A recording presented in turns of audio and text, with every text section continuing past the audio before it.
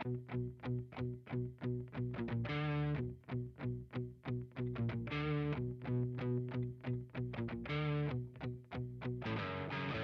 thanks again for taking the time. I've been looking forward to this. I was in California several months ago, and Jack is like, "Hey, do you know this guy?" And I was like, "No." And he kind of briefly told me about you, and then, it's just took me a little while to reach out. I had done an episode with Scott and then Howder also, and definitely been looking forward to getting to sit down with you. Great. I'm looking forward to it. All right. Well, excellent. Well, obviously, I would like to talk with you about the book. So what if you just good to go ahead and jump right in on that? Like I've got some questions lined out and just kind of let the conversation flow. You're the boss. Is Okay. this angle okay here? Yeah, that's good for me. Okay. So, I've heard Scott Burr, who's the co-author of the book. I've heard him talk, and came on the podcast and talked a little bit about from his end how the book was conceived, and the book is worth defending. How Gracie Jiu Jitsu saved my life, but kind of on your end, what's fascinating to me is, when did you kind of realize that you had been this participant in this amazing historic series of events? I mean, you were wiping up blood off the canvas at UFC 1. Like that's the first thing that sticks out in my mind when I think about that whole, just being at UFC 1. Wow. UFC 2. I'm sorry, UFC 2. I think it was hit on that was wiping the blood, but then people kind of saw that and that because he was a kid. Yeah. But yeah. Well, so when did you, I mean, obviously, I feel like in the book, you kind of allude to while things are going on, you realize that you were a part of something special. But when did it kind of, work itself into becoming the idea of like, okay, let's write a book about your life? Years ago. I mean, I never really set out to write a book. I was just going about my business, teaching class. I've been teaching now for probably 30 years. And one of the things, because I have such a unique history with this family, and look, met Rorion in 1979. I met his father and Hickson in 1980. When I moved in with Rorion, and so my history with them, just being around, being taught by so many. When I would teach class over and after I left the academy, and first I went over to Beverly Hills Jiu Jitsu for a short time, and that fell apart over there. And then I went to Krav Maga, and I was there for, gosh, a little over 20 years. And one of the things that, the way that I taught, first of all, being taught by Rorion, who's a great storyteller, I kind of developed my teaching style after him because I was spent so much time around him. I was in the first small group to go through the instructor training. So when I would teach class, I would say, okay, I'm going to show a move today that, Grandmaster Hélio Gracie showed me back in like 19, whatever, 80 or, so when I'd say, oh yeah, Hickson showed me this move. And so it developed partially by the way that I taught and doing that a lot. I mean, it's not something that I planned. It's just something that this was my life. So when I would show a move, I would say, oh yeah, so-and-so showed me this move. And I had a brilliant teacher. Did you read my book? I've read it about 7 times, actually. Okay. You know, I listened to it. So Jack Toffer alerted me to it when Right. we were in California training with Hickson, and as soon as he told me about you, I found out there was a book, and then I bought the book, and then I listened to it on the whole trip home, like all in one sitting virtually. I remember I was getting off the flight and was about the same point I am now, just in the last couple of chapters on my most recent go through. But I've recommended it to so many people. So, but it's a great book, and it's definitely one that it's a multi-time listen or read. You know, it's. But you were saying. What was I saying? I lost my train of thought. We were talking about you know, teaching and like the conception of the book. And Oh yeah. So I was reading or doing my thing, and people kept saying, "Oh yeah," I was saying Dr. Dossi. When I saw him back in the early '80s, one of the things that he told me, and it always stuck with me, because not only did I see him for a short time, for someone to help me through and navigate where I was at that time in my life, but he was teaching his methodology about how to do it, how your life changes. And so, but him as, I think I saw him as a therapist half a dozen times. And when I would ask him certain things, he would never give me direct advice. He would say, "That reminds me of a story." He said, "I had this client once," and he would go into the story, and you'd get so enveloped into the story that you forget he's giving you advice at the same time. So I would tell my story and teach my class. And people, they kind of would get into that. They're doing, "Oh, wow, Hélio Gracie taught you this, or Hickson taught you this."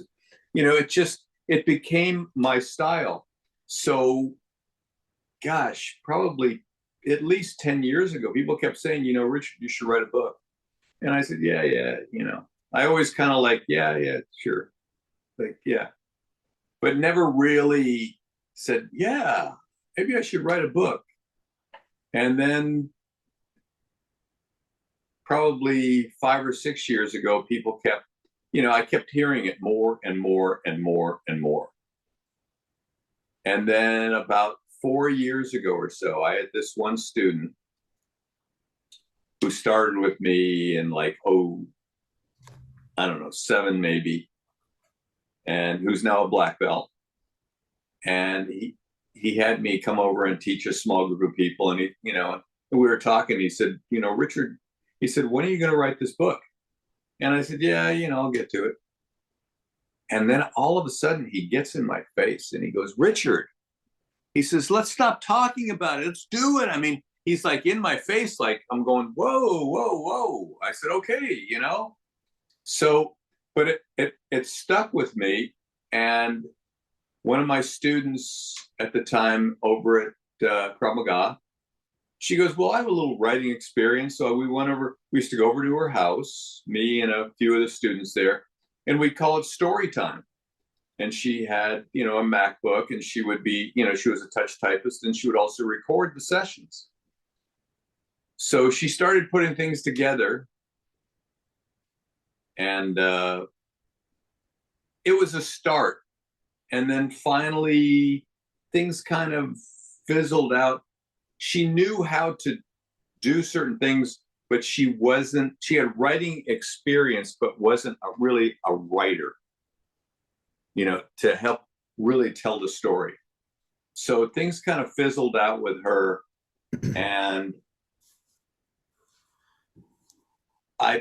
then I was looking, because the name of the book that she had put down I think it was called "Get in My Guard." And I wasn't excited about it, but I said, okay, whatever. And then I put something on Facebook. I said, look, I'm writing a book and I'd like to know if anybody has any ideas for a title about jiu-jitsu. So Scott answered the post on Facebook, said, I have some writing experience, I can help you. So I contacted Scott and we had quite a few phone conversations, and all of a sudden it was going to be, okay, I can help you tell your story. And so we probably had at least minimum of 15 hours of me just going over, him asking questions and telling my side. And then he after a while, he put together a draft and sent it to me. And it was going through a tough time in my life because this was just about the time of the pandemic. And right after the pandemic, my mom fell down and broke her hip. She had to go to the hospital. I couldn't see my mom for a month because she was in the hospital, and even when she went out of the hospital, she went to a care facility, still not allowed to see her. So I was really, going through a lot of stuff. I mean, the stress of what I had to go through, because my mom at that time, she was in her 90s. And so not being able to see her, and then when I did see her, I mean, it took a toll on me. And then we drove up to Washington because we thought it'd be a better place for her to rehab, because my mom had a 3-story place. Anyways, long story short, I told Scott, he was sending me stuff, and he said, look, Richard, read the thing. I said, look, I said, my mind, I said, I'm just too stressed out right now. Give me some time. And so finally, it took me a couple months to get through this thing. My brain wouldn't let me do it. And finally I did it, and I went, wow, this is pretty good. We kept going back and forth, correcting a few little things. And he did a beautiful job telling my story, because if it was up to me alone, this book would not have been written. I am not a writer. People kept saying, oh, just sit down with a recorder or a typewriter. And I went, you don't understand what happens to my brain. I can sit and talk about it all day, but if I'm just sitting here with my iPad and going, okay, I started jiu-jitsu in 1979, met Rorion, it just wouldn't happen. It needed to be a conversation where people can pull the information out of me. You ask me a question, you'll get a long answer. So anyways, what was the question? Which is great in the podcast side of things, is because it's great to have the guests tell their story, to just kind of to God, I'm here to listen, so in the audience is the same way. And so that is, that resonates with what you're saying too. One thing that's really interesting, I've written a master's thesis on the history of martial arts. I'm working on a book right now as well. Have taught college history for 5 years in addition to martial arts. But one thing that is very difficult is like what you were saying, with when you sit down to write something versus when you're just telling a story or having a conversation and it flows. And there's like an approach with writing all through our educational system where, just like myself, I'm building an online class right before I got on this podcast, and they are going to pay me to read the students' stuff, right? That I will be paid to read their paper. And that's the opposite of what you did with your book. You wrote a book that lots of people want to read, and I read multiple times, that's told in a way. So you guys did figure out a workable formula there that is consumable. It's like a multi-time listen for me on the audiobook, whereas like there's plenty of, like, I've seen plenty of movies recently, I'm like, oh, I'll never watch that again. It was like, oh, it was a good one-time watch. But there is a formula to writing that makes, like, think it's the opposite of what we have in school where, all right, you wrote something that people want to pay you for, which is very interesting. It's the opposite of you write something and then the professor's paid to read it type of a situation. Right. You know, it's interesting too, is that I remember, I think the first time that I heard someone tell me that they read the book more than once, I was blown away. Because even though I can watch a movie more than once, I met a guy probably around a year ago who read my book, who contacted me via Instagram. And he said, I'm doing an article for a martial arts thing, martial arts in California. And he said, I'd like to interview you for the article. And I said, great. And he goes, yeah, I've read your book 4 times. And I went, 4 times? And I can't tell you how many times people have told me that they've read my book or listened to it multiple times. Because I'm blown away to that. I mean, I understand there's a lot of information, like anything, to digest. And, but I mean, I'm flattered that the story is done so well, and people have found it, you know, interesting to go back on, you know. And I just heard it again last week. There was a guy tagged me on Instagram. Never heard of him before. I forgot his name right now. And he said, yeah, I'm reading this book. It's called Worth Defending. And he has kind of a, I don't know if he's a jiu-jitsu guy, but he goes, it's something that you want to focus on what it is that you want, not what you don't want. And then he brought this book. And so, and this is all in a post. And then he goes, I have a podcast. And so I found his podcast, listened to it, and he mentioned it on the podcast. And I was like, wow. So I contacted the guy, said, hey, do you take guests on your show? I'd love to, you know. So and this was like 2 or 3 days ago. So I'm going to eventually go on him and talk about this, because one of the things that I think there's so much relevancy to just the human condition too. So, you know, especially what he was saying, focus on what you want and what you don't. I mean, people have asked me, they go, when are you going to write a second book? And I'm like, if I wrote a second book, it wouldn't be about jiu-jitsu. It would be about, you know, when people focus on what it is that they want, it's really nice and easy to say, but a lot of us, me included, before I really learned how, and even since I learned how, it still happens. You focus on what you want and you go, wow, okay, that's what I want. And then all of a sudden these thoughts come into your head. Oh, you can never do that. You're not good enough. Or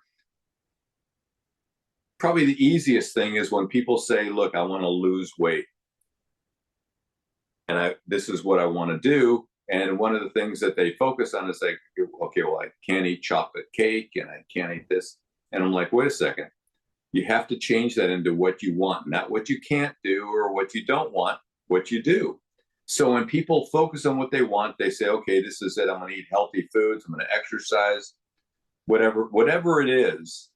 And then they go back and let's say they grab a piece of chocolate cake, something that's not, that they know isn't good for them. They beat themselves up and they go, oh shit, I shouldn't have done this. Oh God, I suck, whatever it is. And I've gone through this with different things in my life.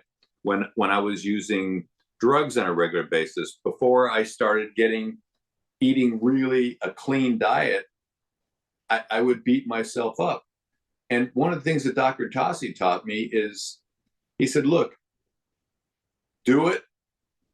You recognize what you did, and you can beat yourself up or not, but just acknowledge it and move on. Let's go back to what you want. forgive yourself, because let's say you did something, it's like, instead of beating yourself, going, it's okay, I forgive you, I have a conversation with you, I forgive you, thank you very much for recognizing it. Okay, let's go back to what I want again and move on. And that's the one thing that, so if I was going to write another book, I would tell the whole formula, and it would be a short book about how to do that. Other than that, I mean, and I think that hearing things like that, there's also how, you know, alternative kind of health things that some people didn't want to hear about. But my mother was kind of my guinea pig in a way. I mean, I wouldn't do anything that would put her in danger, but my mom was told she was going to die back in the, gosh, probably 2004. And they said, look, you have advanced cancer, you know, if you don't do chemo, you should get your affairs together. And this is 2004. And I was thinking, oh my gosh, you know, and we tried alternative things. And this is when the cancer had already spread. And my mom lived another, I mean, she just died last June. And she lived to be 97.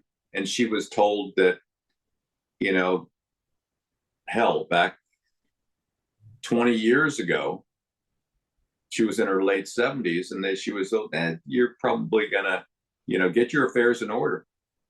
So, you know, I tell that story. I tell the story about like how me in my 70s, I've never had a surgery like neck, back, knee, hip, whatever, shoulder. I've learned how to get the kind of work that helped me to rehab. Some people say that I'm lucky. My mom also, I used to work on her regularly. And people would say to my mom when she was in her 90s, how come you don't walk around in pain? How come you're not bunched over? How come you're not, you know, hung up? And she would say, my son works on me. But, you know, that's just, so there was different aspects of the book. You know, it wasn't jujitsu and the history. That's a big part of it. But there was also where the teachers that I had had and that led me into this whole thing so I could still stay on the mat relatively pain-free. So, yeah. You know, there was a lot of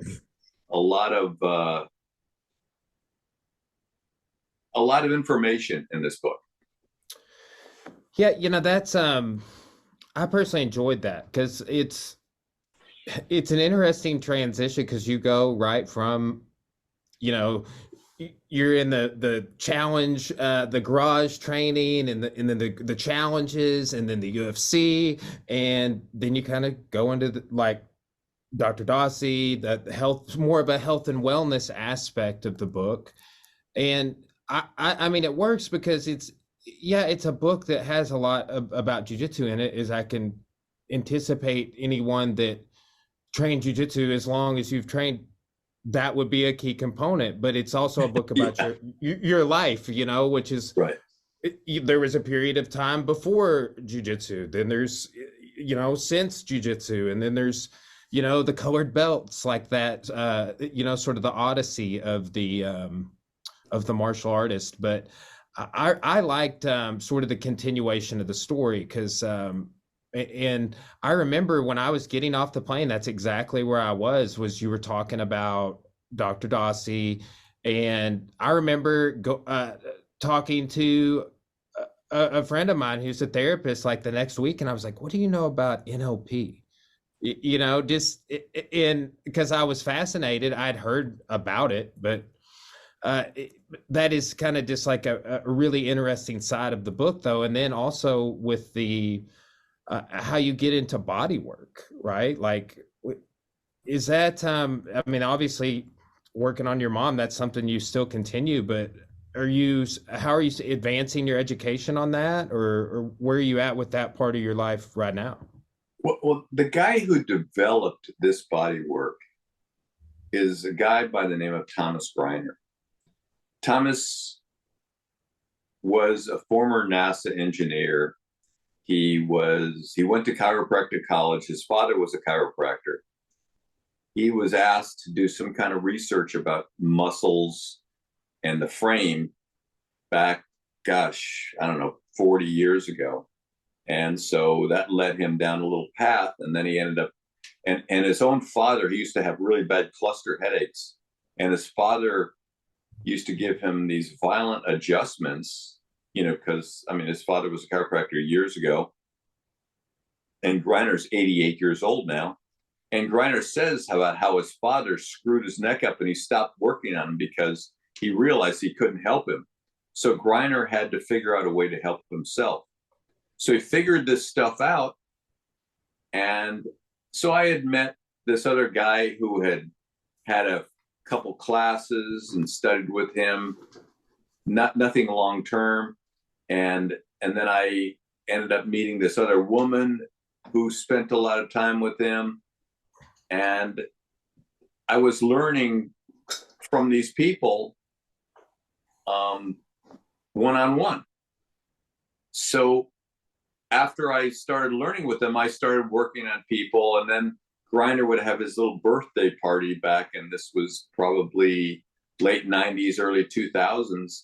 And people in the party, other chiropractors and whatnot, my name would come up. Oh yeah, Richard, we taught him and he's kind of getting some pretty good results.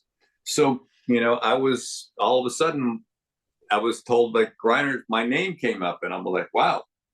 So I ended up going to one of the parties and I ended up meeting him, and I help him to this day because he has this machine out, and I help him with when people contact him for the machine, which he hasn't produced in a couple of years now, I help him with his correspondence. And I get a treatment every so often in exchange for helping him out with, like he just got rid of his home phone. So now he has a cell phone. I help him with this. I help him with just all sorts of different things. And also when I have a question about muscles or about a client, I call him up. And if anyone knows Greiner, he doesn't answer the phone for just anybody. So it's kind of given me a direct line into him. And like I call him and say, hey, I have a question about so-and-so. I have this client who has this or whatever. And he'll give me a lot of information. And like a couple of weeks ago, he gave me a treatment on my neck. So it's just to be around those people. So and he worked, probably he retired now, but if you want to see Greiner right now, he'll come out of retirement, but it costs you dearly. It costs $1,000 an hour to get a treatment with him. And there's other people who do this. Most of them charge about $200 an hour, but he worked on half of Hollywood, years ago. He told me, the people that he's worked on, we talked, and he said, oh yeah, Steve McQueen, Robert Blake, what, and he just named a bunch of his old clients. And so it really, as through different therapists that did this work, I started getting work done in the early 90s, and this work literally saved my body. And then I started learning in the late 90s when I left the Gracie Academy. This one chiropractor, Brian, I told him I wanted to learn. So he one-on-one with me for a year. And then all of a sudden, out of nowhere, he goes out of town and leaves me on as a referral. So, we kept exchanging, kept trading. And then I went to this one woman who was with Greiner for like 30 years. And we started exchanging treatments. So I still stayed with this. And it's something that I do part-time. It's not my focus. My focus is Jiu Jitsu, but I still get referred from other different people how much I've helped them the same way I referred other people to other people because it's helped me. So it's it's kept me upright. And, you know, a lot of people don't want to, or because look, you talk to different people and they say, oh, I have something that's really great. And they go, yeah, sure you do. I mean, there's so much stuff. I've had a personal experience with this. Like I said, it saved me. It saved my mom. I mean, it did amazing things for her as far as the pain that she had in her body. So, you know, it's something that I'll probably get this work as long as I can, because it, you know, I get it. Matter of fact, I'm probably going to get a treatment this week. It's just, you know, it's kind of like a tune-up. You use your muscles, you abuse your muscles. You have to do something to help your body. And I just found something that works. Yeah, you know what's and I remember thinking this when you started talking about the body work in the book, but Jigoro Kano, when he goes out seeking jujitsu masters, is like when he first starts training, somebody had told him that there was like some sort of a connection, or he had determined this, maybe this is the way it was in his culture, what that bone setters did jujitsu, right? So it's I remember reading that when I was probably 22 years, like it's been 15 years ago, right? But there's just that association with like, yeah, okay, I got thrown one time and dislocated my AC joint within my first couple years of martial arts training. You do use and abuse your muscles when you do jiu-jitsu, and you know, people do seek out chiropractic care and massage and, you know, myofascial release and stem cells. I mean, so it's just, you know, I really enjoyed that part of the book because, I mean, that's just kind of like within the audience of jiu-jitsu. I think that probably anybody that was listening to it from jiu-jitsu also was like intrigued by that. So, but yeah, I really enjoyed that. I mean, with that technique, I mean, how would you describe it? Is it more of an an adjustment or well, no, massage? here's the thing. Here's the thing. Griner, in his, you know, a lot of people used to call Griner, you know, a genius. And I talked to him about that. And he goes, I'm not a genius. He said, I'm brilliant, but I'm not a genius. And he explained the difference between being brilliant and being a genius. You know, he took things and he understood. A genius kind of like creates something, and he took something and went and figured it out. But one of the things that a lot of, you know, and one of my friends who does this, a colleague, people will come to them, and one of the things that you want as a human being, you want to have soft muscle tissue. And when a person might come and see me or come and see her, at rest, the muscle is hard and contracted. So if it's hard and contracted at rest, movement, it's going to make it worse. So one of the things that you want to do is you want to make that muscle soft. You want to relax it, because look, the tendon is part of the muscle, and where does that go? Where it attaches to the joint. So if your muscles are in spasm and they're hard, that means they're contracting the tendon, which is putting stress on the joint. So he wasn't a big advocate of adjustments, because he said muscles have a memory. So you can adjust all you want. But he said you have to deal with the muscles and let the rest take care of themselves.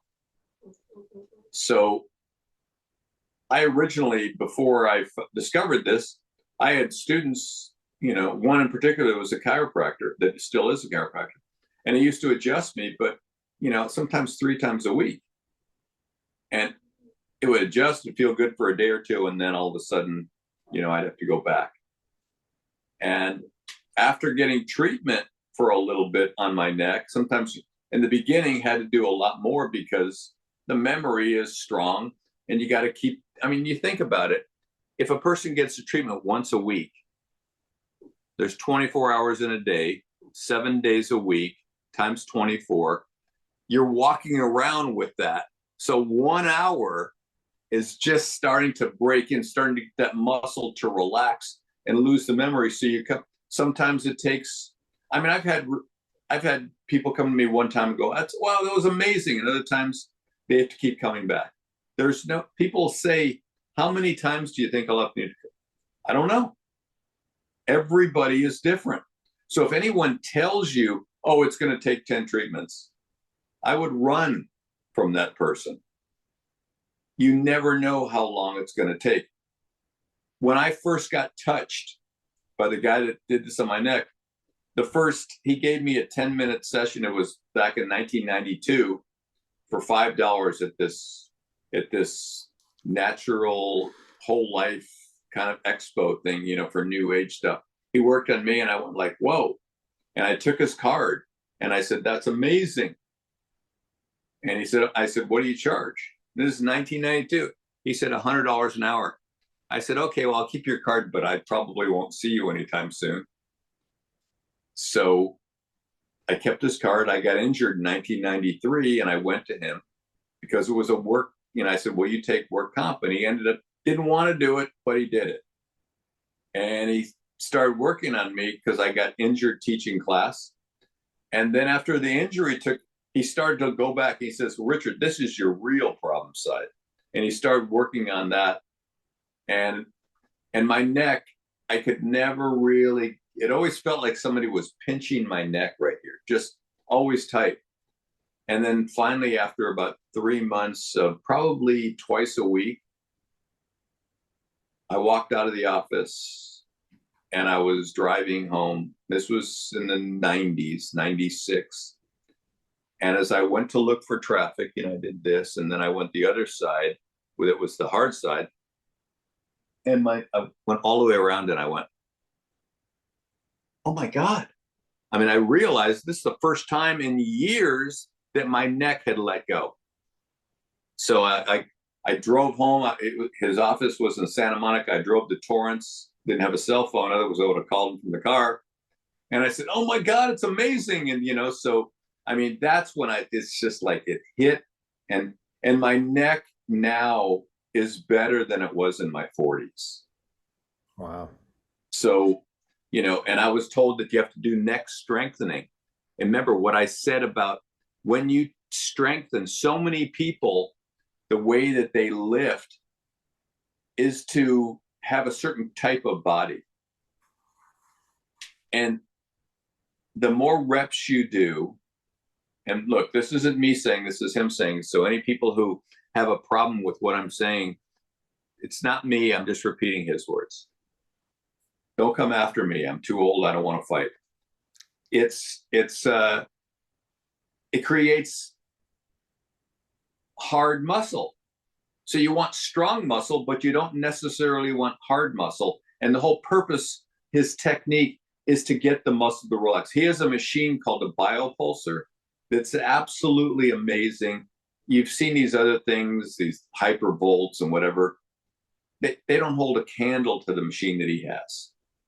And it helps to relax you. I mean, the machine is loud, it's obnoxious, but you can literally fall asleep when someone has this on you after about 10 or 15 minutes. I mean, it's like white noise for the body. And then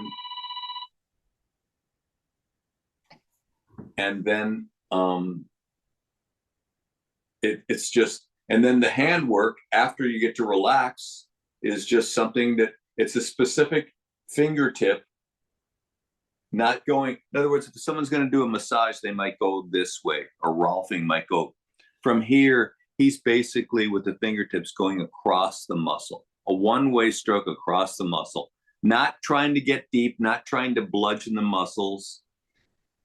He just literally developed this work that's amazing. The people who get this work, it's they swear by it like I do. And the people who come to me, and people who come, other practitioners, it's really saved my butt. It's not magic. There's no like you're fixed, because you're constantly doing something that's jiu-jitsu. You're doing something that's irritating your muscles. Doing this work, when I work on my own arms, because I work on my arms because you use your hand to do this type of work, and you follow it from the insertion point here all the way down to your knuckles. So when you do that, you start to develop pain here. So I have to start working on my own arms to help working on other people. So I have to treat myself so I don't have, because I've had major pain in my hands from overusing my fingers. So we're talking 10 years ago. I thought I was going to have to retire because I went, oh my God, the pain is unbearable. And I said, wait a second, why don't I just treat myself? And I did, gave myself like 2 or 3 treatments. And 2 weeks later, the pain was absolutely gone. So, being in my 70s, I don't want to work a lot doing this. So I only see a limited amount of people. We're talking maybe 2 or 3 a week, plus a few classes a week. I'm semi-retired. I don't want to bust my ass. It's hard work. And I do enough where I'll have pain, and I just have to keep maintaining it. That's what it's about. I mean, it's like you don't just eat one meal and say, okay, I'm done. No food anymore ever. I fed myself. You do something. People have with shoulder stuff, with anything, what you're doing. I mean, jiu-jitsu. I mean, I had a guy came to me years ago and he liked to surf. And I said, look, I can help you with your shoulder. I worked on him. He goes, oh man, this is much better. Comes to me next week. He goes, oh, my shoulder's killing me. I said, what did you do? He goes, I went out surfing. Surfing, you're on a board like this and you're paddling. I said, let me get ahead of this. But people want to keep doing, they want a fix and want to be able to keep doing what they're doing. It's the human condition. It's just like and we're programmed like this. Starting when you're a kid and you watch TV and you see a commercial. Do you understand when I say plop, plop, fizz, fizz? Oh, what a relief it is. My time, Alka-Seltzer. Okay, yeah. How do you spell relief? Rolaids, R-O-L-A-I-D. I mean, all these things that say, go ahead, eat whatever you want. Don't worry about it. Just take this pill. That's the mentality. Instead of realizing something is causing a problem, stop the cause and deal with what will help you. But people, we're taught at an early age, just, I want to abuse myself. Well, they don't say that, but basically their actions are doing that because they say, oh, I'll look for a pill that will, help me with that. So, so it was an educational process for me too, to not keep doing the things that were getting me in trouble. Am I 100%? No, I'm a human being. I love jiu-jitsu. I'm also older. I don't train like I used to when I was younger. I mean, I trained with reckless abandon. I didn't care about being stacked up in the guard or anything. Now I show guys, I say, look, you don't want to get stacked up. So it's that whole kind of mentality. Yeah, no, that's, man, that's something I'm only 36. I'll be 37 in April, but, I have a crew. I have just sitting here talking about your arms. I've been having a weird thing that I never would have imagined with a de Quervain's. Did you know anything about that? What's it called? De Quervain's syndrome. It's like basically the 2 tendons, the radial tendons that go from your thumb through your wrist here. They're like that tendon sheath in my wrist has become swollen for some reason. Can you spell that for me? DEQUEVERAINS. De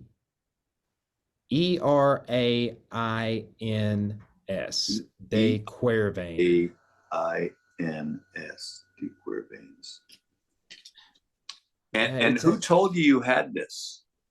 Well, I got to researching, and then I was like, okay, this is what I think I have. And then I did go see Two different, like my local general practitioner, and then my cousin's wife is a nurse practitioner, and she's like seen me at a couple of family events and looked at it, and she's like, oh yeah, and they're just like there are answers for it, like cutting the tendon sheath, and I'm the kind of the same boat as you. I don't want to have surgery, but it is basically, as I understand it, like the tendons, they run from your thumb to your C4 and 5. Yeah, So I mean, your tendon. Remember, it's tendon, muscle, and then goes to tendon, and then from the joint goes tendon, muscle. mhm. So Yeah, I've had some work done on it. I've seen a chiropractor. I've had some massage and reflex work done on it. And man, it's been going on for like 7 months, and I just have never had an issue that lasted that long. Really, I mean, I had a torn labrum a few years ago, and it took me about a year to rehab that. Um, but then this popped up, I was about 6 or 7 months ago. So it's been a strange. I knew nothing about it before, what's before it started interesting, occurring. what's interesting is the medical profession gives pathological names because they're really good at defining and identifying pathology. But a lot of those things only probably mean overuse. And that's the thing. You overuse something, and everybody's different. Some people can do a lot. They can abuse themselves. Some people are I'm sensitive. I mean, I remember back in probably the 90s, because I was teaching a lot of the classes at the Gracie Academy. And I was, they called me fragile because I would tweak my neck easier. I would, my body was not made to Jiu Jitsu. And remember, I was already in my 40s then. So a lot of the guys that I was with were, 10, 20 years younger than me. And so that's when I started getting really selective in my late 30s who I rolled with, because I had started it in my late 20s, and I rolled with a lot of bigger, tough, strong guys, through my early to mid 30s. And then I started getting a little more selective because, my shoulders, and after training, 6, 7 years, it's like going, I didn't want to have, I feel this pain. It would take me days to recover just from training. No injuries, just because guys were trying to use power. Remember, I had the target on my back. I was the upper belt at the time. People wanted to, younger guys, they saw that. So, everybody's different. Some people can take a lot of abuse. I can't. My body, I recognized that I can't. And a lot of the people who can, the problem with that is that it tends to numb you out. The same way why we have cancer in such a rampant amount in this country is because people think nothing of going to McDonald's. And I'm not just pinpointing McDonald's, all fast food. And that's why it's called junk food. It's called junk food for a reason. And there's a lot of chemicals in soda pop and all those seed oils and all sorts of crap. It's junk. People say to you, especially when you follow a good diet. I can't tell you how many times people have said, yeah, I know I shouldn't eat this, as they're chomping on it. And I said, well, that's your decision. I used to really want to give them a lecture right away when I first started. But then I said, okay, yeah, maybe you should, whatever. You have to, that's your own decision. But what eating foods like that, it tends to numb out your body, tends to numb out your brain. When I started to really start making changes, and remember, I had a Coke dispenser from the time I was 8 years old, because I was in the fast food business, and I started 8, 9 years old. I had Coke, root beer, orange soda, shakes at my disposal. So this is what I did, and people tend to do it. And then all of a sudden you get a stomach ache, and what do? Oh, you take a Alka-Seltzer, you take a Rolaids, you take something, an antacid, whatever it is, and say, okay, I'm okay now, but I can go back and abuse myself. When you start systematically taking those things, that it makes you much more sensitive. So I developed a sensitivity. I mean, my diet right now is probably about as clean as you'll ever see anyone eat. And if I eat something that doesn't belong, I mean, I react. And I become super sensitive to the poison that's really in that food. But it's like you can eat arsenic every day in small amounts, and then one day, eventually, you're going to get arsenic poisoning. So, and look at the amount of disease we have in our culture. It's not a surprise, it's caused. So the same way people get numbed out in different areas, they get numbed out in that area. It's with our thoughts too. I mean, start to sit down, and most people don't realize this thing is just like a spinning nonstop computer.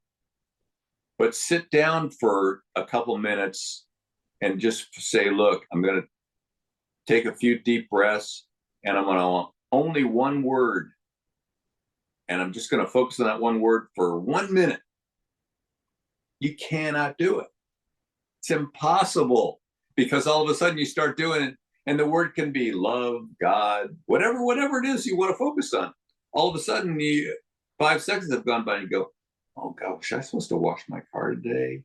Wait a second. Oh, I have to return that call. It's just, the brain has that. That's why it's so important to meditate. And we're not aware of the things that are going around us, me included. I mean, look, we're a human being. We're in process. The idea is to be as aware as possible. And most people don't live their life like that. So, I don't know if that was way too much for your audience. No, not at all. Just the diet side of things also. I mean, like, again, we're kind of on the health and wellness side of the book, which kind of you segue into that in the last, few chapters. And, but you do talk also a fair amount about like the Gracie diet, which I'll say the thing I'm most fascinated by with that, because it lines up with things I've read in history, is the pairings, right? So, for example, when the conquistadors are going through South America, they would come upon a native village like conquistadors did, and they would take their food, and they would see that the natives process, oh, they've got some grains here, though, we're going to take that and eat it. And they would eat it and maybe die, because they didn't know that the natives were combining that seed and processing it with a certain plant or a certain root. So there were these combinations that made it to where it was, it wasn't poison for them. And they didn't know that. And then they would eat it. And then, like, again, some of them actually died. But that sort of kind of food pairings and combinations of, to manage the acidity in your body, is that something that you still follow, or I don't really follow it. Sorry for interrupting you. No, go ahead. But what I do follow, I mean, there's certain combinations, like I won't mix. I mean, I went to a holiday party a week ago, and they had a chef there, and they had some steak with some rice and some potatoes. And and I remember the one thing Rorion said a long time ago, and I wouldn't want to do it anyhow, is because I'm not a starch eater. So I would either eat one, and the cheese that was on the potatoes, it was potatoes au gratin, and I knew it wouldn't work for me. So I had a little bit of the rice, and the rice wasn't something that I was really used to, at least that kind of dry rice, caused a little bit of a problem. But I keep things simplified. I never eat dessert, because at the party, everyone had a nice homemade dessert, a classic cheesecake with some fresh passion fruit over it. And everybody was raving over it. And I said to one guy, hey, you can have mine. It's just, I keep things because you have a digestive limitation on your body. Sugar digests really quickly, protein and fat, not so quick. So if you eat sugar on top of protein and fat, food tends to rot because sugar wants to leave the stomach quickly, where other foods break down in the stomach. So that's why they might have gas, they might have indigestion, they might have acid reflux. There might be a whole host of things that they'll want to take something for. And even though I don't follow the Gracie diet, I don't snack. I usually will space my meals and won't have dessert. And I keep it really simple. I don't eat the amount of fruit that they did, because fruit does not, very small amount of fruit works. I've actually gone more to a meat-based diet. Carnivore, not completely carnivore, but meat, good quality grass-fed beef, and my body tends to like it more. And like I said, I might have a little bit of steamed vegetables with it, some olive oil, whatever. But it's simple. There's no junk that I eat at all. I mean, people go, do you ever cheat? Who are you cheating? Who are you cheating when you cheat? It's like, it's just something, it's a habit now. I've been doing it so long. When I see something, you know what I did? When I see something that looks really good, I go, can I smell that? And that's what I'll do. It's like, okay, that's good enough. I know what it would do if I eat it. So I just, you learn, you suffer enough, and then you learn. And I just, I don't like walking around feeling lousy. So, it's a habit now. There's other habits that I don't have, but this is one that I do. Yeah, now that's the carnivore diet's fascinating. I've know several people that have amazing benefits on that. I think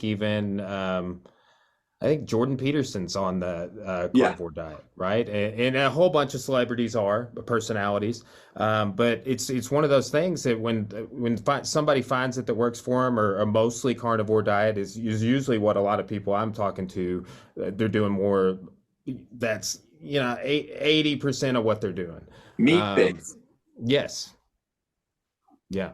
So, is that something? How long have you been into that? Just last few years? I Well, mean, is that I have gone from when I met Rorion in the late 70s, and then we moved in Hermosa Beach in 1980.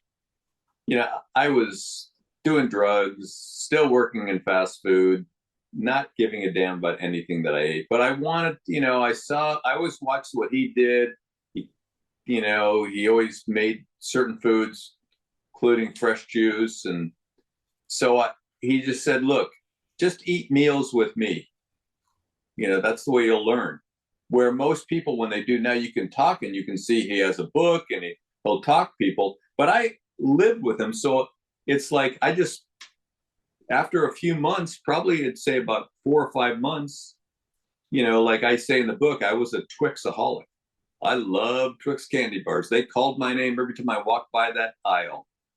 And then after a few months, I remember I walked by the first time, and I walked by and I looked over and I went, huh. It's like, it didn't say, come on, you want me, and I stopped. And I mean, I would eat just like most people. I would eat anything. I mean, I never gave it a thought. Look, I was selling hamburgers and hot dogs. Whatever. I was getting high. I was eating. It didn't matter to me. And then all of a sudden, so I went, moved in with Rorion, followed the Gracie diet for a long time. Then I went to this seminar, and it was called the Diamond Method. And there was this guy named Harvey and Marilyn Diamond and his wife Marilyn, and they wrote the best-selling diet book in the 80s called Fit for Life. Well, I became friends with Harvey and started studying with him before Fit for Life was written. And he wrote a book, I think, called The Totally Healthy Person or something like that. And he broke it down what's in all these other foods. Anyway, so I started studying with him, and I got more into raw fruits and vegetables. And then I fasted. I went down that route. I got really thin. I mean, I'm thin now, but I was really thin. And then when my dad had cancer, I went down to, he had leukemia. We went down and I did the whole wheatgrass thing as a therapy for him. And I came back, and 1 week at a wheatgrass place, I had lost 10 pounds. I came back, and 3 months later, I'd only gained a pound. And I ran into this friend of mine, who, by the way, just called a couple minutes ago. He said, Richard, I ran into the Whole Foods parking lot. He goes, dude, you're really dehydrated. And he said, it's not the kind of dehydration that water fixes. He said, you need good quality fat in your body. He said, get some good, whole, raw milk. Start with that. So I got some raw milk. And remember, I lost 10 pounds, only gained 1 pound in 3 months. In 6 weeks, drinking raw milk, having a little bit of raw butter, raw cream, started eating a little bit of raw steak, I gained 13 pounds in 6 weeks. So I went, wow, there's something to this. And then I met this guy whose name was Augenus, who did the primal diet. Augenus had an accident a few years ago and passed. And then I started eating a lot of like raw cheese, raw butter, raw chicken, which was chicken ceviche, raw meat, raw eggs, you name it. I was on and raw milk and raw cream. So I even gained another 20 pounds, but I had to constantly eat, and it was a lot. It was raw. It wasn't a diet that you could be very social on, because what are you going to do? You're eating raw steak or something, and you go into a restaurant. Yeah, could I get the steak tartare? Everyone's getting this other stuff. So I did it for a little while, and then I kind of went back and, discovered Ayurveda. And I've been through a gamut of different things. And now I realize, after all the fruit that I ate in the beginning, I hardly eat fruit anymore. So I've really played with diet. And I don't know what the best diet is. The best diet is what works best for you. And, I just know that I'm doing this. My body tends to like it more, doing more meat-based stuff. Maybe it has to do with the blood type. I don't know. But, I'm just experimenting, and I'm not, the one thing that I know for sure is that we're not supposed to be eating junk. We take care of our animals. We don't feed them stuff. But yet, no, I don't want to give the dog chocolate. But, whatever, I can eat whatever I want. So, it's a life of exploration, doing the best that you can. A lot of people like to drink. I don't drink. My body doesn't like it. So, and it hasn't for a long time. My choice of drug was cocaine and Quaaludes, which aren't really good for you, but that was my choice. But even when I got past that stuff, I still someone would offer me a drink, no, thank you. It doesn't work for me, period. So if a person wants to go out and drink, I would just say, don't make it a habit. It's you're doing your best to be conscious. Yeah. So anyways. No, that's a couple of small things I did want to make a point to ask you about, Richard. While we got you on here is, I'm super fascinated in the techniques, and let me kind of go into what I mean by that. So of jiu-jitsu, you mean? Specifically of Gracie Jiu Jitsu, specifically the 40 lessons, which you state in the book that you were learning in the garage, like when you were working with Rorion, that kind of became the Gracie master text, as most Right. people call it. But I'm a historian. I'm interested in the history of the techniques. Is a kind of subset of that, right? And looking back, if you look at the first advertisement in Brazil in the early 1930s, if you look at some of what the Gracie brothers, the originals, were doing, for example, Gaston Gracie Filho, the junior, whose brother, one of the middle brother of the five, that Carlos's younger brother. There's this sort of a history of there being 36 lessons. If you look back in the book that Maeda wrote in 1913, I believe it was, he has 39 self-defense techniques. So I'm just like, 39, 36, 40. So, I mean, did anybody ever say anything about like the techniques and in the history of them, or if they grew in number, or if the 36 was what they started with and they added some? Do you know anything about that? No. It's just that whether it be 36, 40, 39, whatever it was some of the most common aggressions. And look, I don't know how much in history, like when I had a fight in grade school,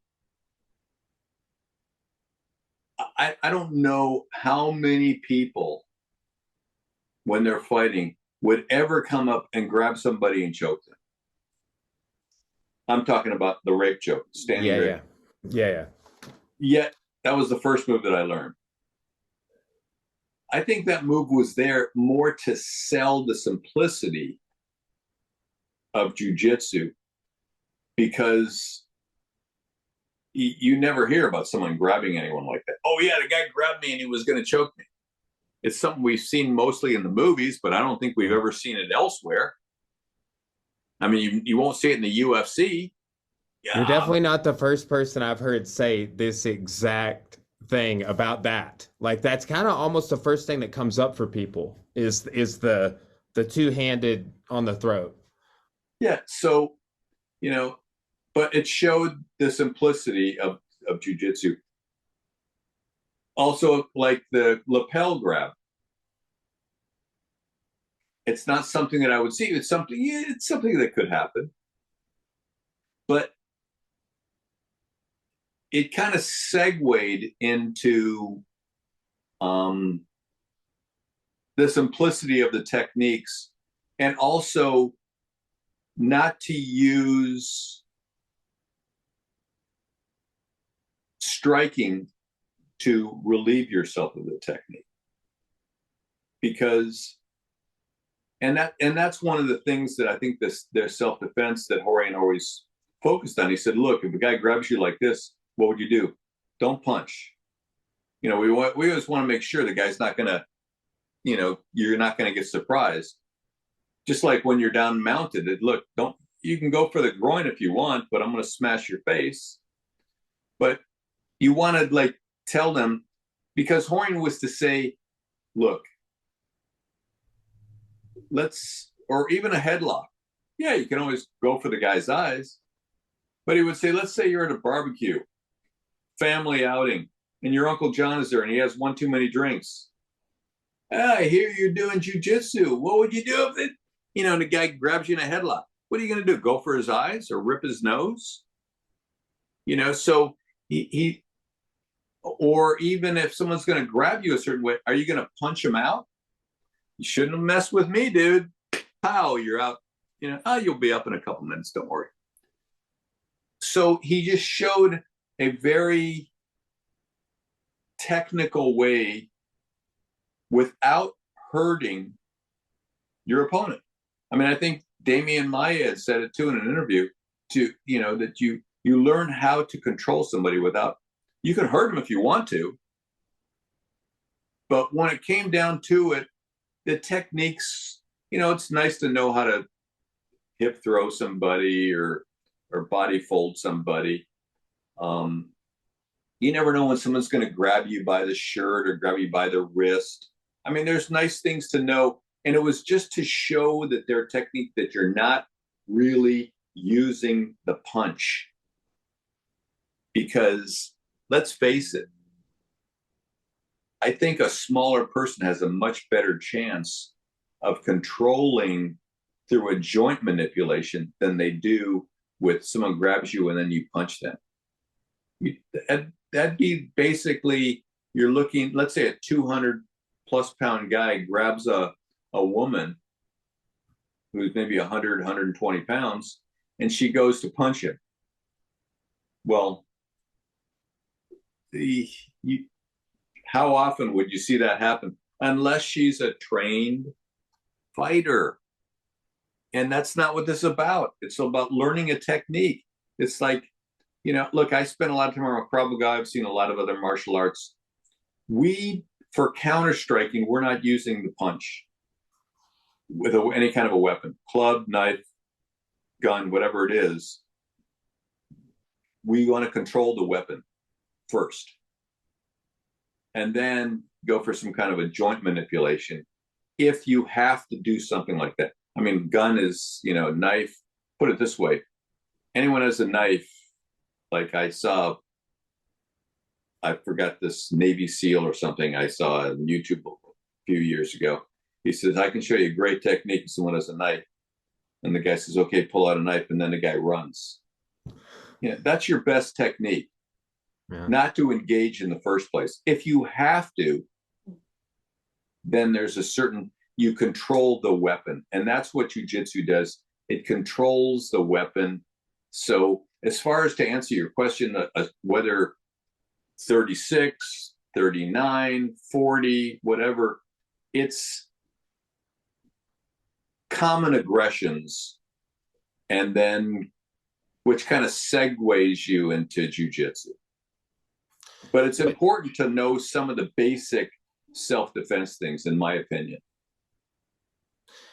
Do you feel like that's, I mean, that's a big narrative over the last few years and I've listened to tons of interviews about it, from Carlos Jr. to Hickson, and talked to a bunch of people about it. I mean, with sport jiu-jitsu is something different, but a lot of times because of the popularity of sport jiu-jitsu, I feel like there are more academies than ever that would not be placing any emphasis on any of those self-defense techniques, any of those common aggressions, which seem to be the common thread, despite of the technique number. Anybody in history that has ever described it is described it about the same way as you. Like in these interviews I've read with that middle Gracie brother, is it was, defense against the headlock from the side and the front and the back, and common aggressions, clinches, grabs, but that is something that the gym I started off with in 2006, no self-defense techniques.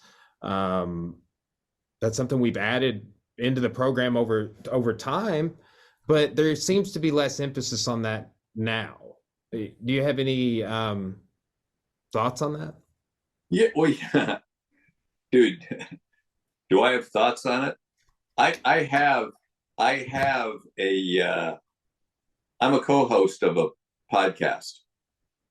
It's called the Matt Martial Arts Podcast. We're not regular, but the whole theme is look at jujitsu, because jujitsu is, like Rorion said a long time ago, it says people aren't looking to go into a place when they're going down the street going, I think I want to become a jiu-jitsu world champion. They're looking, the basic core thing for most people, not everybody, but most people, there's a definite insecurity when it comes to taking care, feeling like you're secure enough if you get into a physical confrontation. So that's the underlying, we want to be able to defend ourselves. And there's a great book called Worth Defending out. Oh. For those of you watching it, this is what it looks like. And anyways, my point is, I taught a private class last week. Kid who's about 24 years old, been doing jiu-jitsu now for about a year, up in Santa Barbara, an hour or so away from here. He comes down, takes a class with me. He's been in jiu-jitsu for, like I said, for about a year. And so I said, so what do you want to go over? He says, well, I want to kind of see something from side control. And then I also want to see something from the guy gets you in a Kasakatami. And I said, okay. And I said, so we did the side control stuff, and I showed him a few things. And then I showed him in the Kasakatami, and I said, let's take the arm control out of the Kasakatami and just take the basic headlock. I said, Hickson just did this to me like a few months ago, and he grabbed my head and was like, yeah, no arm. And I couldn't get out, but continue. Like, okay, well then this guy couldn't get out. Oh, and so as I'm showing this, I'm saying here, I said, this is what it comes down to first. Before you think about getting the arm, let's know the basics of ideally not getting caught the other way. It can happen, but learn how to move in a way so you minimize the risk of it happening. So, so I grabbed him in a headlock and I said, okay, get out. Now this kid is, like I said, 24 years old. He weighs about, I don't know, maybe about 200 pounds. And he could not escape. And I said, come on. I said, you can do it. And he kind of, and I said, look, you want to go for my face? I said, go for my face. I'm going to catch your arm, and then I'm going to smash you. So I said, so be careful about hitting from the bottom. I said, because, especially me, I said, I know how to control the hand. And, so anyways, I said, okay, yeah, I don't know. I said, okay, grab me. And so he grabs me nice and loose. I said, come on, man. I said, grab me. Don't let me go. I said, I want to show you that this works. So the guy grabs me, and, within a couple seconds, I'm out. Wow. And I said, okay, and I showed him the way that I did it. But what's interesting to me is that, and he goes to a Gracie Baja school, and they have not covered how to get out of the standard headlock on the ground. And, I personally think it's a crime that these guys are not showing basic stuff. Or put it this way, maybe if they are, he missed that class. He missed it for a year. So, so much of it is just sport-based. And look, like Jeff Glover, I remember him saying because I remember he had a live Instagram with Henner where they had this little confrontation, and Jeff was saying, I'm a sport jiu-jitsu guy, but if I got into a fight with somebody, he said, I'm pretty sure I'd kick their ass. Jeff is an elite grappler. I'm not talking about the elite grapplers. If they got into a fight in the street, like I'm sure if Gordon Ryan got into a fight in the street because he doesn't only practice sport jiu-jitsu, I'm sure he wouldn't have a problem. First of all, the guy's a big guy, and he's the top of the food chain. I'm talking about the average guy that does jiu-jitsu. and most of us are the average guy, that some a little more fit, some less fit, but just the basic things that we need to know. Like one of my students asked me the difference between street and sport. I said, well, I went over a few things, and I said, the one thing too is that when you're in a certain position, knowing that you could be punched. Most people aren't even dealing with that. How to break the headlock without exerting yourself. Just the basic little technical things. And I think that those things are sorely missed in a lot of jiu-jitsu schools.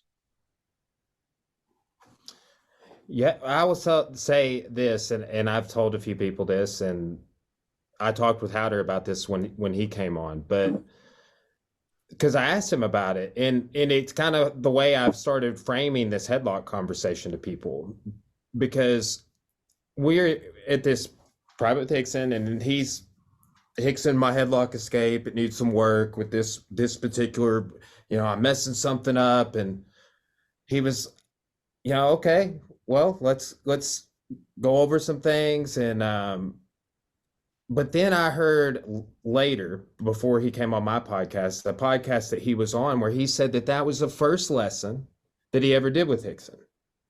Was this the lesson you're talking about, like the headlock escapes? And I've heard that Hickson would teach a lot of people that with their first private over the years. But for that guy, I mean, he was the highest ranked guy in the room, and he's still asking Hickson about the thing he learned from him first, but that headlock, man, I always point out there have been a couple of higher profile MMA fights. Somebody with that Robbie Lawler match with Ben Askren, controversial, but it is a lot of pressure on your spine. So I have it happen in kids class all the time, and it's just like, it's something that we really try and teach people to deal with, but it is also something I see almost no one being able to deal with. So it's a fascinating topic, to say the least. Yeah, I mean, the basic headlock, I mean, is just, it's something that, like I told this one student, I said, look, if I were to mix it up and go to the ground with somebody, if they grabbed me in a headlock, what a gift. What a gift that they're giving me. The chances of me not escaping would be very, very, unless the guy was massive. It's like, I'm going to escape. I mean, when I've showed that move over the years, I remember there's a couple times in particular, because there's always, being at Krav Maga, they used to show their version of the headlock. So a lot of times what I would do is I would take the Krav Maga instructor who might come to my class, and I go, lay down. And I grab them in a headlock. And one of the things that they do, they start to go with the other hand, they start to go for the nose. And I know they're going for the nose. So when I'm grabbing them in the headlock, they go for the nose, I catch their hand. And I said, okay, now get out. And, right now I'm 140. I was about maybe 150 when I was over there. And guy would be 200 pounds, be jumping all over the place, couldn't escape. And I said, okay. I said, now do it to me. And I get out. And I did this in front of my class. I wasn't, it's like, if you're going to surprise me, surprise me. I want to show me this doesn't work. Show me I can't do it. So when I would do it, and I would explain to the guy in my class, I didn't want him to feel bad. I said, look, you are the teacher showing these techniques. And I said, you're 60 pounds bigger than me. I said, can you imagine if I was 60 pounds bigger than you and you couldn't escape? So I said, I'm just showing you what you already know. I'm just showing you a little refining thing about how to do it, so that they would feel better. And also, it wasn't my intention to make him feel better. It was my intention to raise his ability. So when he went to show that next person, he could show the effectiveness of the move. That's why I'm doing what I'm doing. I don't want to go through moves. I want to show you something that works. So over the years, I remember there was this one guy, and it's always a bigger guy when the guys are doing it, when they pair off. there was this one guy, maybe about 220, and he grabbed this other smaller person, and the guy couldn't escape. He says, Richard. I said, okay, what's the question? He's grabbing me, and he said, what do you do when you can't escape this? And I said, like what? So I'd say, hey, grab me. You know, here I am, like putting myself on the chopping line. And remember, at this point, I was probably into my late 50s, early 60s. I said, grab me. So the guy grabs me and I escape. And then what he does next, he goes, one more time.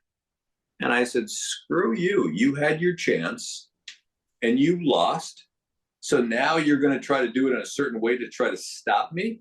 I said, that's like when Rorion used to have guys come over for a challenge and they say, well, I think I could do this if I was like this. No, I'm not going to raise your odds. So I had a guy that worked with me. One of the things, because I was the kind of the senior guy over at Krav Maga, there were a lot of guys that I was friends with. And there was this one guy named Junior, who was a really tough guy who was even smaller than me. But I don't think he ever really took formal jiu-jitsu. But if I had to rate his jiu-jitsu back then, I would easily have given him a purple belt because he trained so much and he was so good and strong. And he also had a couple of professional fights. So when the guy wanted to go with me again, he said, no. He was standing by the door. He said, you want to go with someone else? Go with me. And the guy looked at Junior, he goes, no, okay. You know, I'm good. So they kind of, because I was helping them with their technique, they always kind of protected me to make sure that, you know, if someone wanted to keep questioning, they'd say, no, dude, I'm a student, do it to me. So, but my point is that I was able to show something. And this is the core basic things that I think people need to know. That's why, you know, my jiu-jitsu consists of, hell, less than 100 moves easily, because I tend to stick to the basic fundamental things. And the headlock on the ground is so basic and fundamental. And, you know, it's so that was a lot of information on just a headlock. Hey, there's not enough out there, you know, apparently. Oh man. But yeah, that is, I mean, you know, just looking back, those are the things that I did not get when I was coming up, you know, and that like out in academy, we have a lot of students. I want to provide that to them. I want them to have the ability to get out of that. And that's something I had to add on later, you know, as I got older and started branching out more. And that's like a beginner program here in my gym. And we didn't have that until we've been in business 10 years, but we just didn't add that for a long time. And now I'm just like, why didn't I do this sooner? It's great. Where are you located? Arkansas, Russellville, Arkansas, Central Arkansas. So yeah, like it's a beautiful state, but I remember when I started training, there were less than 5 black belts in the whole state. When I started training, there were less. Bam. Okay. Yeah. Oh, wow. True that. Yeah. So. Well, last kind of question here, if you have the time, Richard. Nope. Gotta go. See you. No. Go ahead. Well, I definitely, you know, want to be respectful of your time, but I had a few things I really did want to ask you about, and one of those things is how much, just spinning off that last part of the conversation we had, I was really fascinated by you talking about going through the instructor certification program in the book, right? And how much do you think that influenced, you know, your ability, like let's say post Gracie Academy? I've heard a lot of great things. Like, I mean, the instructor certification program, I feel like before is something that the Gracies have always had in their academies. I've read about that all throughout. I feel like this is something by the time Rorion's getting here, it's probably refined. I feel like you probably got a really awesome opportunity with getting to go through that and being like ground zero. Like, what were some things about that you carried with you even to this day? You know, I don't know if there's one specific thing that I carry with me. See, there were four of us. And a lot of the techniques, especially the stand-up techniques, when Rorion would ask a question, I was always silent because I wanted to see if my other three guys that I was going with knew the answer. But I had spent so much time privately with Rorion, and not just my own classes. I used to help him. When I lived with him or I'd come by, I lived closer. He said, "Hey, you want to help out with a private?" I mean, I was always on the mat doing my best to help him out with a class and learning. So when he would ask a question, I'd always look at the other three and they'd give an answer and I would stay silent. And then they would look over to me and I would give the answer that Rorion was looking for, because I was around him enough. I knew what he was doing. I knew how to teach, a lot of it based on just being around him for so long. And going through the instructor program were just little things that kind of sealed the deal. It was just little refinements that he would show, but most of it I already knew. Just being around him so long, it just, I got to be around probably the best teacher in the family for such a long time, not with myself, but with others. So you kind of learn by osmosis, but there's probably not one thing that sticks out in particular. It was just such a great education as to, how to teach somebody. And look, we're human beings. Do I make mistakes? I mean, I remember one of the things that I've actually noticed myself doing that Rorion did to me when I was wanting to learn a technique or going through like a certain kind of training, positional training or something, where I couldn't get the move and I couldn't get the move. And he'd say, "No, Richard, like this, and he'd get excited and they kind of, and I would hear that voice in the background. And it was kind of a defeatist voice, because if I couldn't get it, he was so excited. I went like, "Oh man, I suck." It was kind of like that thing we did when I was in the Redondo Beach school, when I was crying after this one class. I would kind of feel like, I said, "God, your voice gets up." And I said, and it kind of intimidates me and makes me feel bad that I didn't do it. And he said, "Look, those aren't my intentions." And I said, "I understand. But I've done this sometimes when I see a person and I'll kind of raise my voice a little bit and I'll go like, whoa, I don't catch myself, but I'm aware that I did it. And I know that it's not conducive for the student to learn, because I care so much. And the rest is just my own bullshit that's going on in my brain, that I want a person to be a certain way that maybe I'm not." So, the whole thing's an awareness.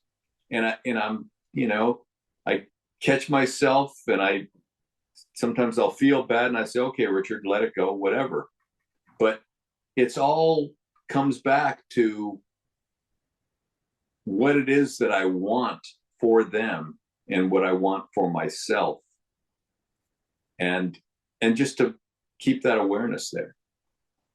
So, there's not one particular thing, but it was just a great education. So, well, Chris Burns, who I'm not sure if you've interacted with him or know who he is, just a friend of, trains with Hickson, friend of Jack's, friends of mine, but he went through the instructor certification program at some point with the Gracie Academy that's there now, which was with Rorion's sons, which I've heard you say in the book, call you Uncle Richard, right? Do you know if like what they're doing now, is that like a continuation of Rorion's program, just kind of kept on the family tradition? What they're doing. What they're doing is, because they've asked me if I wanted to go through it again. They said, "Hey, Richard, feel free to come in, take the thing." And they sent me the paperwork and all the curriculum. but it wouldn't be conducive for me to do it. One, I'm not going to open a CTC. Two, it's basically a lot of the same moves with a different language. They like their punch block, their stage 1, 2, 3, 4, 5. There are certain things like they'll go, okay, like lesson 3, slice 2. Yeah. Where there's, and, I've talked about, this with Chris Saunders, who's Hickson's first black belt, American black belt, started training with me in the garage in 1985. And he said, Richard, remember when we were taking class, it was just like a hook, you mounted, you passed the guard, you did this. Now there's so many slices and breakdowns of different moves. And it's just more for me to go in my head to just the same move, but it'd be like learning a different language. And I just went, it's nice. I'm sure I could benefit at some level for it, but it's, 8 hours a day or 6 hours a day for 4 days or whatever. I know there's just another, it's called the ICP, instructor certification, is going to be next week, toward the end of the week, because I happened to speak with Hélio Gracie this morning, and he told me that they're going to be next week. But, there's a little part of me, I like going there, I like seeing a couple things, but I do not want to go through it again. It's just, I just, call me lazy. I don't know. Well, I mean, yeah, you got, I could totally see that. Yeah. But it's a great training. I mean, the reason they do it is because the way Rorion did it, there wasn't specific names for the moves. But now, because it's like a McDonald's, you're going through the training and you're learning the way to make a hamburger, and you're doing this, the way to serve a customer. They break it down so you can walk in Arkansas, or walk in New York, or walk in Florida in a certain class, and you're going to get relatively the same class.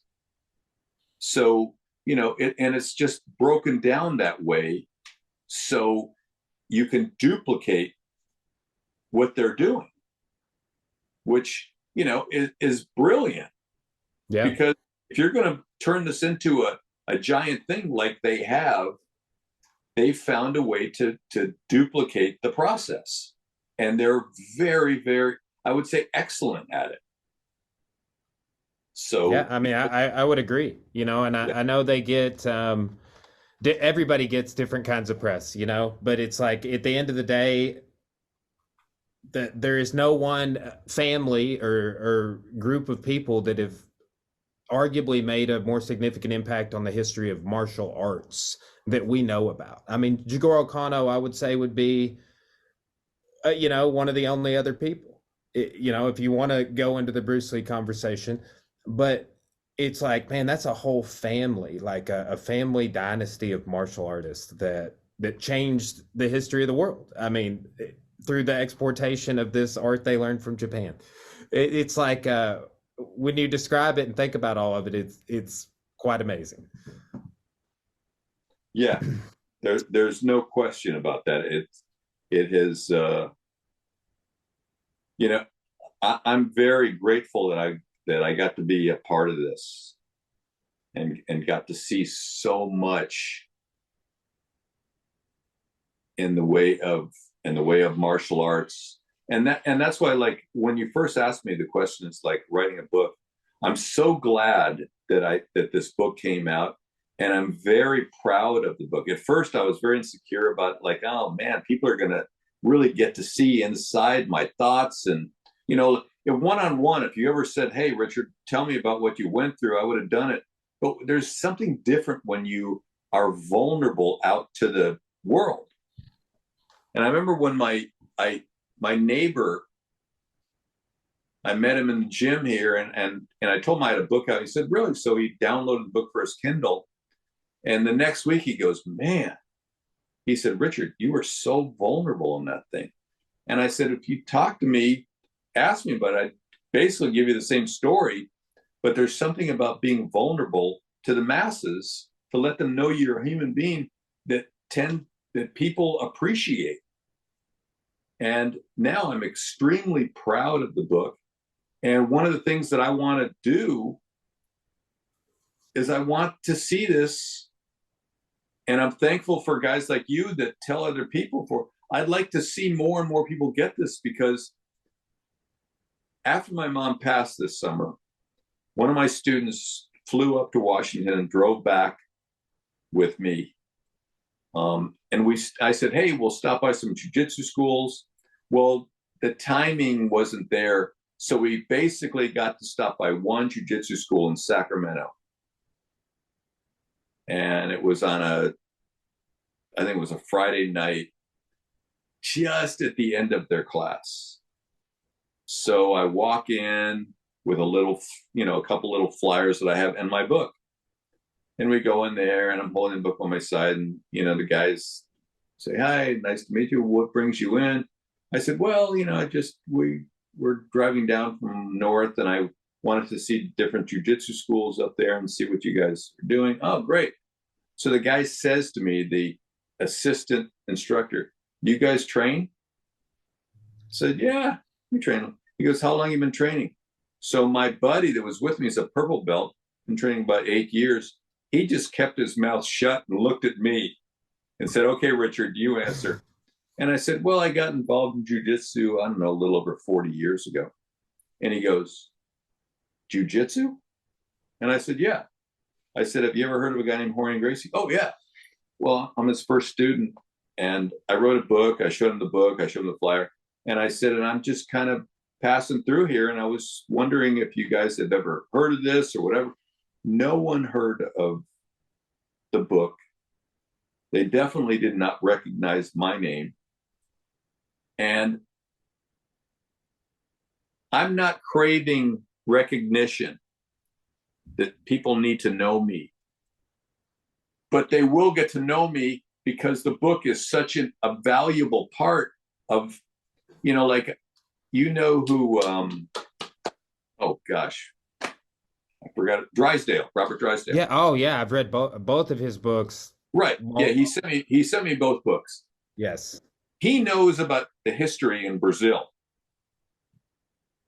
And I said, look, Robert, I said, I don't know. I just could tell you what I've been told. But the one thing that I know about is the history of it in the US. I said, that I've seen, I was a witness to. So, and that's the reason why I want to let people know this is how this thing started back in the late 70s. And I think it's important for people to know why they're doing this. These guys are in there. They have no idea when, I've gone into a place and go, when did jiu-jitsu start in this country? And everyone goes, so, I don't know, right around the UFC. And I said, no, it was 13 years before the UFC, or 14 years before what? So, I'd like the word to get out there, and, I think it's an important piece of history. I would have to agree. I mean, that's as soon as I started plugging into, as soon as I heard about it, I was like, whoa, the first student of Hélio Gracie has a book, like that's, and then I've got to check it out immediately. And, I joked with another author friend of mine about this, and, it is a valuable book, and you get to be appreciated in your own time because of it, right? Like a lot of people, they might write a book. I run into these guys all the time, and it's some book you're reading and it wasn't popular until after they died. No one appreciated it while they were alive. And everybody that I've suggested a book to, like my students particularly, I said something about it yesterday in my noon class, mentioned I was going to have you on, telling them to listen to this podcast when I put it out. And just they had seen me share it, and two of the students in the line were like, oh yeah, I've read it, it's so good. Yeah, and I haven't heard a negative thing about it. I mean, I'm sure there are critics out there, and I have a jiu-jitsu bias and a history bias, so it's like That's why I'm excited about it, because you know, if you look at the American piece, which is that little bit at the end, it's always so difficult. Like the 1945 to present era of history is the hardest one to talk about, right? It's the newest. It's, yeah, we get through 68. I've got still a lot of stuff to talk about, but once you start trying to, you want to talk about the history of the 1990s, it's just it becomes a much thinner conversation. And the fact that we have these books, you know, I know Scott's working on a book about Howder's life, and you know, you stack that up next to this book, we've got all of these great sources coming out right now about that time, you know. So it's I'm glad that people are sharing their story. And me too. Well, sir, thank you so much for your time.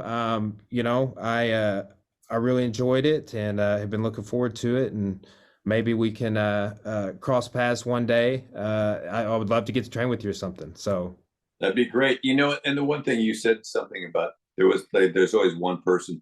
There was, out of all the reviews, and for the amount of books that we've sold, I wish we had more reviews, because we all together, between the audio, Kindle, and the paper, you know, we have over 6,000 books sold, which to me, I think is amazing.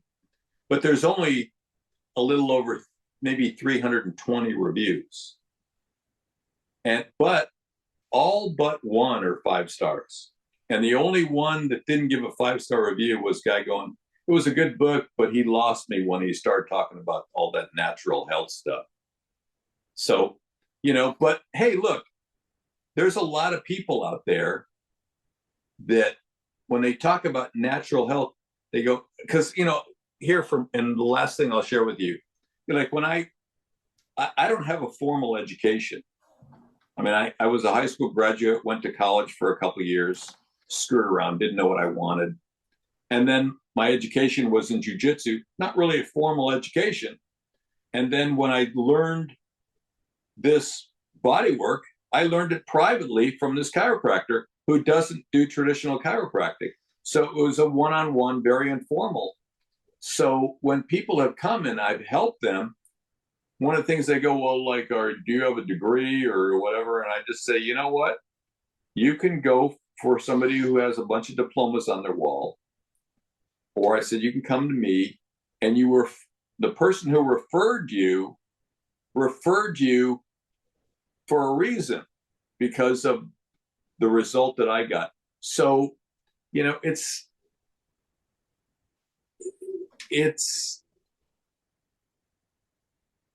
anyone, you know, people will look at certain things and they're convinced, like I have this one student who talks about every time something comes up about the COVID thing and vaccinations, you know, because one of the things that we've all heard right now, or most of us have, and this is a touchy subject for a lot of people, is that, you know, one of the things that we've heard Joe Biden say over the last few years, how the vaccine is safe and effective. Well, there's so many other people that can dispute this. Medical doctors talking about the people that have died, the people that have been vaccine injured, and all sorts of things. But yet there's this, I happened to say, I remarked about somebody on Facebook, and I happened to say, oh, they're facts. And this guy went on, National Institute of Health, all these links about how that, you know, and I don't want to get into it. Look, I have my own beliefs, and I did things a certain way and continue to, based on the educational process that I went through. And he believes the traditional medical model. And, you know, that's fine for him. It doesn't work for me. So everyone has an opinion based on what they've gone through, and depends on how open their mind is. So, you know, and that's going to be, thank God, most people just saw and they put a review based on the work and not their own personal opinion. And they lost me when he talked about natural health. Okay, well,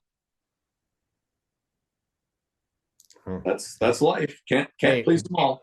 kept me engaged talking about the same thing, and that is like we have our YouTube channel's monetized, and sometimes the first thing I'll see when I get up in the morning is like if one of the videos is popular, it's getting comments, and then somebody's like, "Oh, this is," and it'll always be a technique I learned from like Pedro Sauer or something, like it is without fail. It's always like, to me, I'm like, this is the most fundamental, basic, coolest, simplest technique ever, and every black belt I've ever shown it to blew their mind, and then somebody's like, this is total shit, it's fake.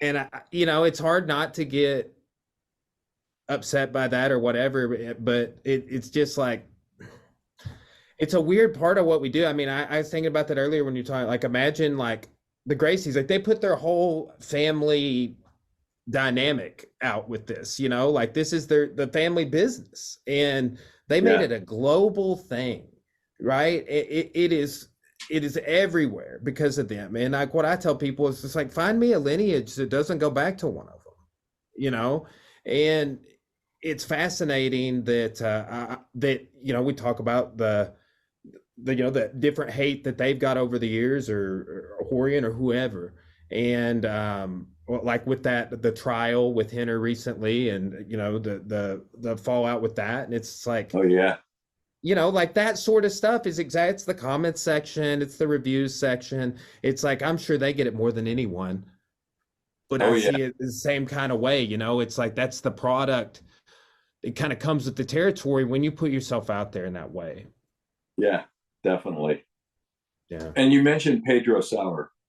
I just trained with him for the first time, actually. Oh, right, 6 months ago, maybe. It's he doesn't know anything. Pedro. When I think of Pedro Sauer, I think it's the nicest guy in jiu-jitsu. Oh yeah, yeah. He was. I got to the seminar super early. I didn't even. It was nearby. I didn't even know about it. I messaged the school and I was like, "Hey, can I come?" And they're like, "White gis only." So I showed up with my white gi, and he was there before, anybody else. And he talked to me for probably 15 minutes, telling me stories about Fabio Santos stopping training jiu-jitsu. And he was just so personable, and almost, I thought about him when you were talking about your Krav student, because he's just like, hey, it's like, this seminar, it doesn't have a format. You're not going to probably ask me anything that somebody hadn't put me in. I've been through all this stuff. I hung out with Hélio Gracie 15 years every day. I've just been through it. What do you guys want to know? And I thought that was cool, but he was just like, the whole seminar was just profound information, technique after technique, just so simple. And he had no game plan going into it. And it was like every move would just had that flair to it, like just, yeah. So, but yeah, I had a great time. That was a bucket list, getting to work with him finally. Yeah, definitely. Yeah, I just talked to Pedro about a month ago or so. Yeah, my student that went with me, he just got to work with Leo Xavier in outside of Houston. It's one of, like, the first Hickson seminar I ever went to. Leo was his assistant. He's helping him, and he said, "Oh yeah, because me and my coach, we went and trained with Pedro Sauer," and he goes, "Oh, Pedrinho," and but when Pedro was telling stories, he would call himself Pedrinho in the stories, so we just we started calling him Pedrinho around here too. So yeah, good times. Well, thanks again, Richard. I'll shoot you a link on all this when I get it put out, and man, it's been great. What's the name of your podcast? Life Unraveled podcast. It'll be on Spotify, YouTube. I'll upload it on my Facebook as well. If you look on there, last couple episodes are like Howder and Burr and Chris Burns. So wait a second, what's it called? I'm looking it up right now. Life Unraveled podcast. Life Oh, hey, and let's do this. Okay, cool. I'm glad I remember this. Where can we get the book? Let's tell the audience, like, where do they need to go and buy the book and leave reviews? What book? Oh, you mean The this book. book? Yeah. You can go to my website, which is richardbresler.com. You can go to Worth Defending Book. If you have any kind of questions or anything, you can find me on Facebook under Richard Bresler. You can find me on Instagram. I mean, I'm out there, so you can, but, I would say I like people to go personally to my site just because it brings more traffic through me, and there's a link to the book on my site. But either way, or you can just go straight to Amazon and just look up Worth Defending. And, I talked to somebody because I posted on Facebook, and the guy said he hadn't done it. He said, I'll go into Barnes and Noble and look for it. And wow, that would be really nice if it was in Barnes and Noble, because that means that a publisher would have picked us up. So in time. Yeah. Well, hey, and thank you also. I'm all about the audiobooks, so I do appreciate that you guys took the time. I think Scott was the reader on that to do the audiobook, because Yes. that made it more accessible to me. I would have read it either way, but I wouldn't have read it as many times as much as I did, on the physical copy. Right. Okay. So here I just found it, Life Unraveled podcast. Where does it say? Oh gosh. Oh, subscribe. Okay. Hey, thank you very much. All right. Looking forward to it. I appreciate you taking the time. And like I said, I'm always up for talking jiu-jitsu. And it helps me and helps us get the word out more and more and more, because eventually what I'd like to do, Brian, I'd love to be noticed by Joe Rogan or Jocko Willemick. I can see it happening for sure. I think it's that kind of a product. And I mean, I'm not just like, that's why I contacted you, is literally just to talk about this thing. And I think it's an incredible product. And I think that you guys are going to continue to get steam on it, is because I think just in the last 6 months since I heard about it, more and more people are hearing and talking about it. I don't know if just it took a minute for the ball to get rolling, but I think the word's out, and I'll keep helping you guys spread it. Appreciate that. Yes, sir. Well, hey, we'll talk soon. Thank you very much. Have a great rest of your day. You too. Thank you.